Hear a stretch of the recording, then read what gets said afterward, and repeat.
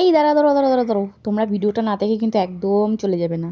ভিডিওটা কিন্তু দেখতেই হবে, কারণ এটা আমার আজকে ফার্স্ট ট্রাই।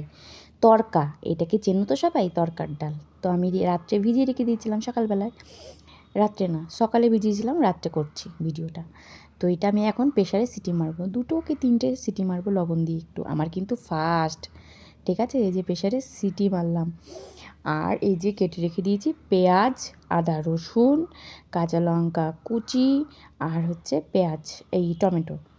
আর এই যে সিটি মেরেছি, মারার পরে কিন্তু একদম নরম হয়ে গেছে, তার মানে হয়ে গেছে। তো নিয়ে নিলাম কড়াইয়ের মধ্যে দিয়ে দিলাম আমি সর্ষের তেল। তোমরা সাদা তেলও দিতে পারো, ঠিক আছে?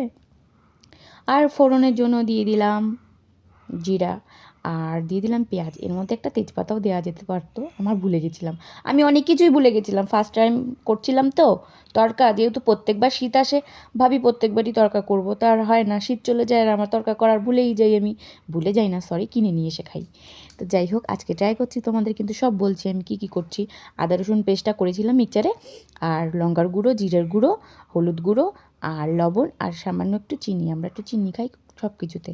তো একটু চিনি দিয়ে তারপরে মশলাটা ভালো করে কষিয়ে নিচ্ছিলাম, ঠিক আছে? তো এর মধ্যে কিন্তু অনেক কিছু দেওয়া যায়, যেমন ধরো তোমার খাসির চর্বি, যেমন ধরো মাংসের কিমা, এগুলো দিলে কিন্তু খুব সুন্দর হয়, খুব টেস্টি হয়। তো যাই হোক, আজকে ফার্স্ট টাইম করলাম, কি হবে কি না হবে সেই ভয়তে ভয়তে, কতদূর কী হবে তার জন্য করেই ফেললাম আজকে। তো ওই যে কষে এবারে মশলাগুলো সব দিয়ে ভালো মতন কষিয়ে যতক্ষণ না তেল ছাড়ছে ততক্ষণ তুমি তরকার ডালটা দিতে পারবে না।